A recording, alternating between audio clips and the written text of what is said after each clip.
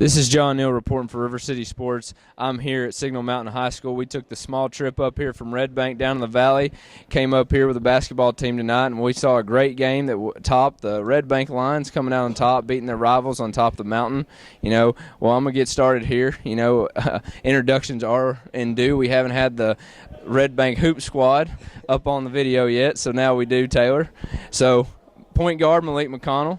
Shooting guard, forward, center, whatever you want to call him, Will Davis. And also you have your forward, your guard. Colby Suttles likes to play a little different roles too. Mr. Colby Suttles here.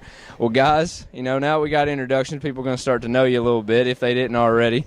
Mr. Malik McConnell, talk to me about what Coach Fike talked about at halftime, because y'all scored 23 in the first half and you came out in the second half, scored 52. Kind of topped almost topping 75. Well, actually, y'all got to 3/4 of a century tonight. So how do you feel about tonight's game? What'd y'all do at halftime to really make those adjustments? Tonight, halftime we played lazy. Coach just said two things: execution and defense. And those two things we came out and did the second half. So yeah. Talk a little bit of second half adjustments. And Mr. Davis, didn't get to play the first quarter, but you came out and had 19 points for 3 quarters. Got it going, got to the line. Malik was dishing you some passes there in the second half. Looked like a little NASCAR track race. What really credited your play tonight? Well, he didn't let me play the first quarter because I got in trouble, so I was pretty PO coming off the bench. So it's like I might as well make the best out of it. So the team was down, and he likes me coming off the bench and giving energy. So he set me the first quarter, and that just really gave me the go and the green light to bring the dog out, as they say. Bring the dog out. If you haven't seen Will Davis or Malik or Colby play, I consider Will kind of's got a Reggie Miller grin to him. He'll foul you and then grin about it. He'll get fouled and grin about it. He might say something to you, say something to fans, but he always backs it up. Tonight with the leading scorer with 19 points. So we'll get over to Mr. Colby Suttles. Now, Colby wears the wrist tape like Reggie used to, but he likes to go in and out a little bit. Colby scoring 15 tonight quietly. You always seem to do it quietly. Never, you hit your shots, you go to the line, you make your free throws. Talk to me about tonight's performance and what that takes y'all into Friday's matchup versus Brainerd. I think tonight, it gave us confidence, to let us know that, we can turn it on whenever. But I think, first half, we came out a little less because of Malik not starting. And then I think Malik, being in the lineup second half helped us a lot. Second half. Well, Malik and Will didn't get to play a little bit starting the game, and you could see the Red Bank Lions getting hot there in the later part of the game. But, guys, I don't want to talk much because y'all haven't turned that page yet to Brainerd. I know y'all will take about an hour, and then you'll turn your page to Brainerd. But what are y'all going to do the next 3 days of the next 2 days of practice to really get ready for the Panthers on Friday? We'll start with you, Malik. They have a lot of weapons. So, basically, we're going to prepare for defense. That's number one. And we have to rebound. We have to make our shots. That's key. Defense is key. We'll jump it over to Will. Little pressing, making a bucket tonight, and get jumping to press. That's something y'all might like to do come Friday. Like Malik said, they got a lot of weapons. They got a lot of key players. If we can just play defense, build a wall, as Coach Watts and Coach Fike say, and just really come out and don't play scared, because we know we can play with anybody in the city, and just come out and jump on them first. Then I believe we can win this game. And Kobe, let's jump it over to you. We've talked a little defensively. What are y'all going to have to do offensively to really, puts the pressure on Brainerd? Honestly, I think the same thing we did the first time. And people tend to forget the first time Malik didn't play. He was at a football camp or boat, something like that. Yeah, so we didn't have Malik Davis first time. And we scored 89 points. So they let you know we can score on anybody. It's just defensive, because they scored 103, 104. So we just got to step up defensively and guard. But besides that, offensively, we can just do the same thing. We just got to play better defensively, I think. Well, guys, before we wrap it up here, Malik, I'm going to ask you one more question. Since, they talked about a different Malik, if I was to tell you I think Malik Davis has the best hair of anybody in the area, what would you say?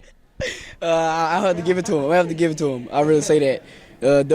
Him and Marcus Tipton from Brainerd, I don't know what they try to do, but they both definitely have. Yeah, it's weird. And we're talking little hairdos. If you haven't seen the Red Bank Lions, you need to come out and play. I got 3 standouts right next to me. All juniors going to be back next year. They're not done with this season. And then talking a little bit about our buddy Malik Davis and his hair. He's a little Mr. Smooth, so you better come watch him Friday night as they travel over to Brainerd High School for a District 6AA matchup.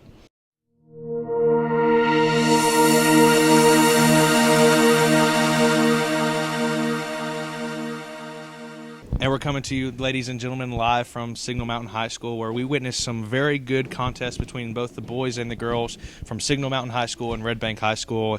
The girls' game was a little bit lopsided, as was the boys, but by different teams. With you, myself, Taylor Ellis, John Neal here for River City Sports, and we welcome you to our post-game coverage. And, John, let's just jump into it right out of the bat. The girls' matchup that we saw earlier was pretty much one-sided, dominated by a couple of key players for the Signal Mountain Lady Eagles. And one of those ladies in particular is Miss Erin Sanders, and she had a very, very good night tonight. What would you say was her key to getting going for the Lady Eagles? I think it's mainly when the second half hit, Taylor. You know, both teams in both games, both teams came out kind of sluggish in the first half. Second half, 2 different teams turned up the defensive intensity. For the girls' matchup, Signal Mountain turned up the defensive intensity, and Erin Sanders took every opportunity that was given to her, transition D, getting steals, getting a couple blocks, getting her teammates involved first and foremost is what she did to get those shots and get those transition points. She ended up scoring 34 tonight. She had 3 from behind the arc, I believe, but a big, big game in transition. Talking to Coach Kendra Bell afterwards, she was talking about how that's their game. They want to get out and run. They want to press. They want to get points in transition, which that fits Erin's mold. She's not a half-court player. She's not going to cut, make her own shot. She's going to get out in transition, dish it, and get kicked out to her, which she took every opportunity tonight. Another girl to name for Signal Mountain is Miss Bowles. Yeah. She rebounded machine tonight, but also scored 14 for the Lady Eagles, which helped pace their big blowout win tonight of Red Bank. But you want to give both teams the nod because, or the benefit of the doubt, because both came out a little sluggish. A big holiday break. You didn't know what you're going to get. A good assessment for both teams being non-district, getting into district play. Exactly what Miss Linus or Miss Bailey Linus, Coach Linus, said to us after the game.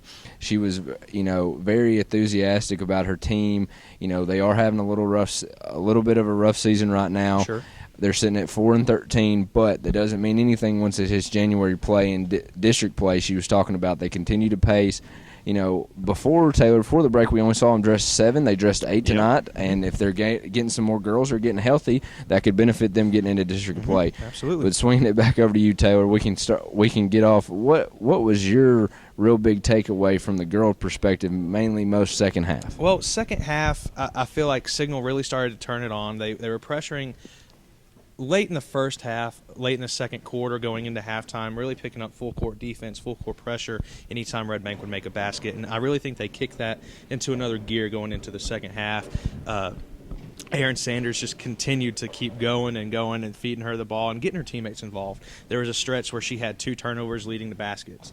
And it really didn't seem like Red Bank adjusted very well to that pressure. Almost seemed a little bit slow, almost a little bit tentative trying to play against that Signal defense. So to me, personally, the effort that Signal Mountain gave on defense benefited their offensive play tremendously.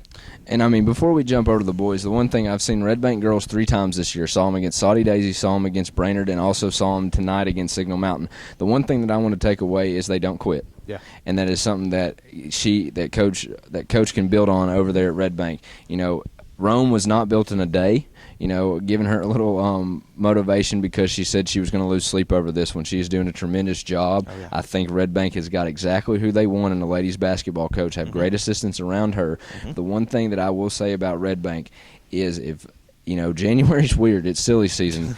And what I do like about Red Bank is there are stretches and flashes that they can play with anybody in the area. And that's saying something. I know, a lot of people might not agree with me, but I'm telling you, when they get it going, there's flashes even again tonight that they can play. It's just that belief. If they can take that punch and punch right back, I think they can win a few more games and maybe surprise 1 or 2 district opponents and get seeded rather well, maybe upset somebody come February, Taylor. And to kind of key on those flashes, let's swing it over to the boys' side of things. We saw some flashes offensively from the boys' side, especially from Red Bank and a couple of key guys. Why don't you kind of elaborate as to what I'm leading into? Well, a couple of key guys. You got to give Will Davis, Malik McConnell, and Colby Settles great nods tonight. They came out. One thing you want to take away from Red Bank, they are not a half-court team. No. They are a NASCAR team. Yeah. And when they play their game running up and down, like we saw late in the third quarter and the fourth quarter, Signal was getting buckets too. Yeah. But they scored 52 points after a 23-point first half. The Red Bank Lions did. Big parts, again, Malik McConnell, Colby Settles, and Will Davis. Malik McConnell and Will didn't start the game. Right. Will had to sit the first quarter, and McConnell did not start. You could tell it hurt them. But once they get going and playing that NASCAR up and down, then they can beat people. Extreme. I cannot rave them enough, Taylor, about the ability to see the next pass or see the defender coming that Malik McConnell has to dish to his teammates. He is a very unselfish point guard. He wants to play defense. He wants to kick it out. Great for guys like Colby Settles and Will Davis playing those wings positions. So all three of them had a great game tonight, taking home our triple threat players of the game. Co-players, sure. And you kind of mentioned it as far as Malik McConnell's concerned. He had a couple of nice dishes to another Malik Davis, who is on our all-hair team. We'll kind of get into that maybe in a little bit. But, he had a very good night. Kind of picked up the slack for a Will Davis and Malik McConnell that weren't there in the beginning. And also Colby Settles, I believe, came in and started the game off hot, hit a couple from beyond the arc, and really got Red Bank going. And like you said, you score 26 points or 23 points, in the first half and then double that in the second. Coach Fike in his halftime speech, I don't know what he's telling the guys, but it's working. Yeah, I mean, it is exactly working. Like he said, that they're going to want to play defense. Defense first and foremost, and they're going to play disciplined basketball. And when they got into disciplined basketball tonight, you could see what they could do. 52 points. I do want to get back to Mr. Smooth himself, Malik Davis. He makes it sometimes look easy. It's not that he's disinterested. It's just because he's Mr. Smooth. Yeah. Tats off to him tonight of being that fourth guy, that senior on that team to pick them up when they're down, hit a layup when they're needed. He had a great late third quarter drive on the baseline, laid it in. That kind of really capped off their big run there in the third quarter where they scored 26, held Signal Mountain to 10. That's the big thing of the night. Signal Mountain came out, scored 26 first half points, but only scored, I believe, 34. 30-something, in the second half. And when you're outscored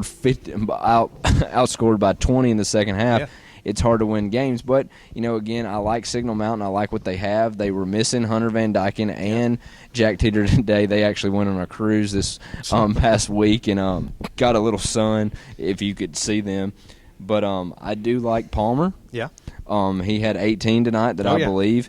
You can tell that he's one of those guys that doesn't look at Red Bank's athleticism and is automatically intimidated. Sure. That's something that when Red Bank enters the gym that you can immediately tell by Red Bank. And they also have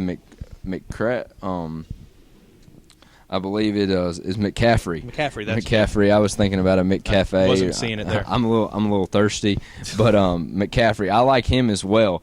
A great post player, likes to go in and out, hit a three.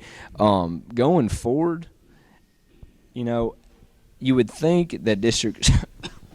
You're all right. You need that McCafe. Yeah, I need that McCafe. You would think that District 6AA is top heavy. You have Central and you have Brainerd.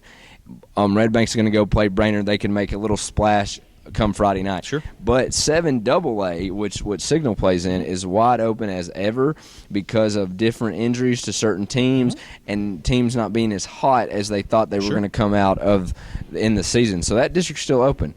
Signal, I still believe, is undefeated in that district. So that's something going forward that, this is just another stepping stone in their season. Get some guys some reps, get some guys some buckets, and they're going to go back to the drawing board, get ready for district play in this jam-packed game of January. To kind of key on what you said and kind of wrap it up, Signal did not play a bad game at all.